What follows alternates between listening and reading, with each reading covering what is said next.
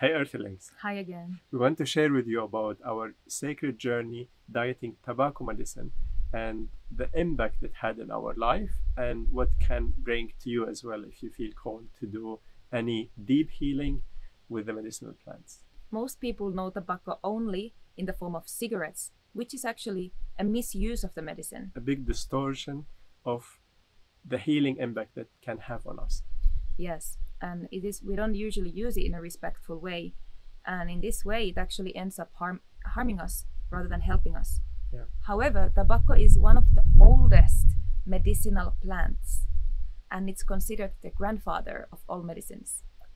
It helps us with many things. For example, aligning our energy, cleansing anything that's not truthful to us, cleansing spells and curses and entities, Bringing and clarity. a lot of clarity. And it has this masculine quality to it. That's why it's called the grandfather. So it helps us to connect with those qualities that we would usually consider masculine. So what does the Tabacco Dieta look like practically? We personally did it with two healers who have trained in the Amazon rainforest. And it begins with 3 days of tobacco ceremonies, one each night. Mm-hmm. And in the ceremony, we drink a cup of tobacco tea. And it's so bitter, so difficult Very to take intense. it in. And yeah. And this medicine helps us to see different patterns or thought patterns that are there. It brings clarity and helps us to begin the communion with the medicine. And essentially, it's a purgative. So at the end of that ceremony, after maybe 2 hours, usually you would purge. Mm-hmm. And it can be uncomfortable, but it's also such a beautiful release. Yeah. Sometimes it happened earlier than the end of the ceremony, like maybe within those 2 hours, which is also a good sign because you will suffer less, I would say. After the 3 ceremonies that we did, there was days of isolation. So it was like 3 or 4 days of isolation, which means there is no input. You don't even see the shaman or the healer that serving you the medicine. You're just sitting in your yurt, looking at the stars and communing with the medicine that's still running within you. Yes, so the idea is to not take any input whatsoever. This includes no music, no reading, not even singing other people's songs. Yeah. However, you are allowed to create. So you can express, by singing, creating music, creating, painting, writing. Yeah. So both me and Mia, we have written a song. For me, it's the first time actually in my life where I write a song in English, and Mia wrote such a beautiful songs there. Maybe we'll share it one day with you, hopefully soon. And also encouraged me to express my creativity in writing poetry and drawing and really be attuned to my creative forces and help me to be centered, to witness my thoughts and to cleanse myself from any ideology or belief system that's not mine. So it has this ability to help you being centered, being focused on yourself. Yes, and within those 4 days of isolation, you can smoke mapacho, which is tobacco in the pure form, without inhaling it usually. Mm-hmm. And you will be snorting small amounts of the tobacco tea to connect to the medicine all the time. Yeah. And also, the way we did it, we only received a small amount of plain porridge without salt, without anything, any spices, once a day for the whole duration of the dieta. Yeah. And And surprisingly enough, it was enough. It was enough for food for me at least. I didn't have any craving for anything because I was just like bathing in the energy of tobacco, and I didn't feel any need to compensate with food because it just like gives so much clarity. And then if you're really committed to this path, this is what you are here for. This is the time for you to go on an inner journey, to self-reflect and to heal. yes, and So it helps actually a lot not to have any food that's stimulating. yes, and tobacco is amazing for bringing clarity and focus on whatever it is that you want to work on.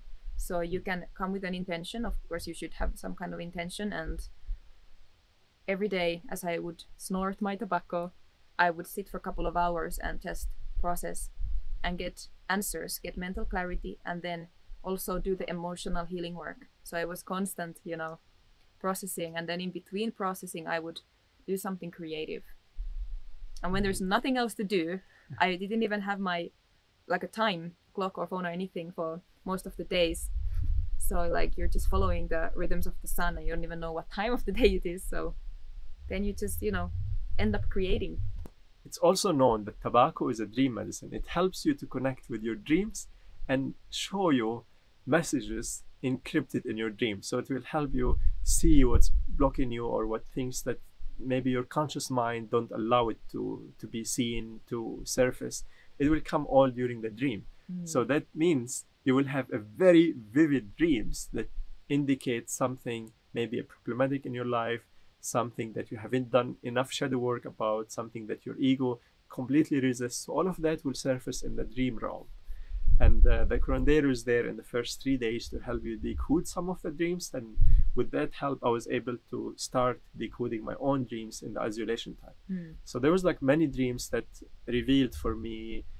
For example, the last journey revealed for me a deep pain that I have suppressed in my life, where I missed having an older brother to be with me, to protect me, to be present with me in the school time, with my parents, and in life in general when life was tough.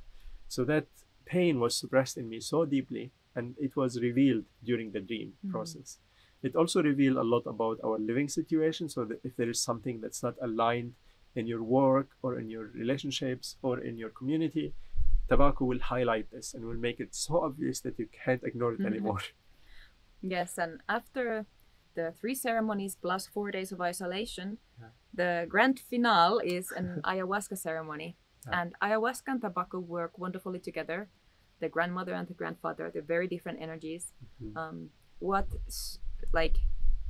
I felt was really different taking ayahuasca after the dieta was that I was so much more grounded than usual during the ayahuasca. I was able to be in my body, and while having a really profound and intense journey, it felt much more manageable and less chaotic like it sometimes feels to me. So it felt really beneficial for me to have had that, you know, connection with the tobacco that is so incredibly grounding and brings that sense of clarity that you can really stay focused during the ayahuasca ceremony.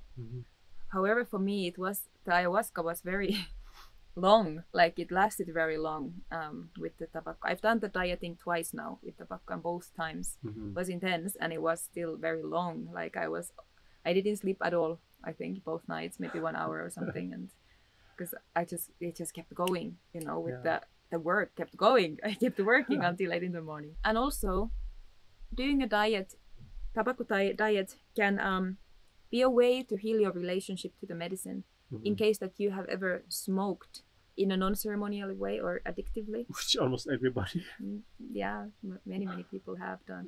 So it can be a way for you to repair that relationship and to also purge out all the dark energies that you may have accumulated from that addictive behavior. Also, tobacco will help you cleanse not only the dark energy or the negative energy that come from abusing the medicine, but it will help you also to cleanse any dark energy that was stuck to you from abusing any medicinal plant like marijuana or coca or mushrooms or any other medicinal plant.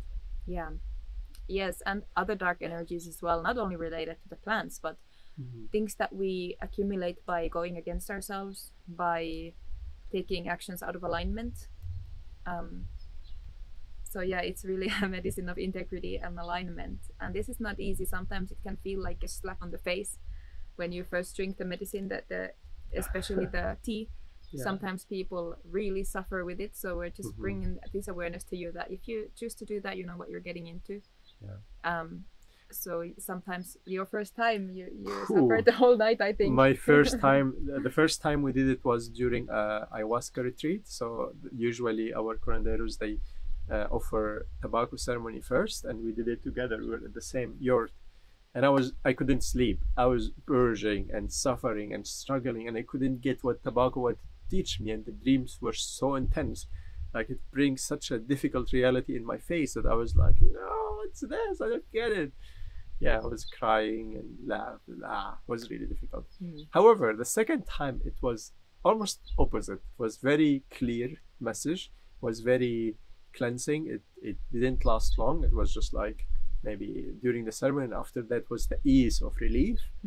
And the dreams were very clear. I could interpret them And yeah, it was really, really amazing. And that encouraged me to go for the tobacco dieting, which we did separately. So Mia did 2 times before me, and then I had the courage to go and do it myself.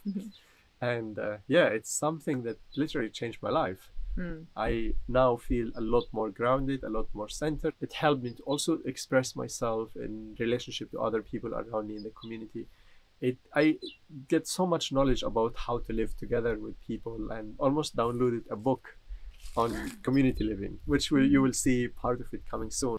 Yes, and finally, I want to highlight something about the addictive use of tobacco, because even if you use it in a supposedly ceremonial way, I've seen many people in the kind of spiritual circles still misuse tobacco, pretending to use it in a sacred way. For example, smoking a lot of mapacho.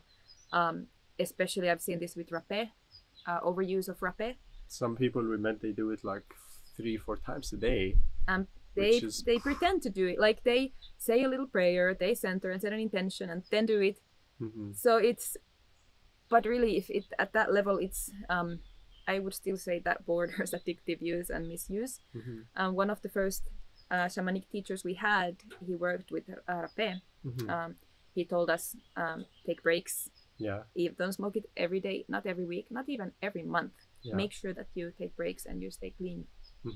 Yeah, to not create dependency on the medicine, and therefore create a distorted relationship.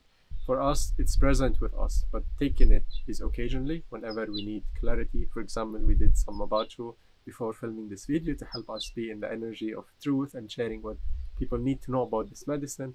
We use it when there is like a conflict that we can't really see our part of it, where we are entangled with other people, and before big events like hosting our retreats and ceremonies and so on. In the past, we have used many healing modalities, and many of them have helped us a lot in our journey. Like, for example, parts work. We did a lot of parts work in our relationships, in our personal journey, and we have actually 2 videos about this with demonstration.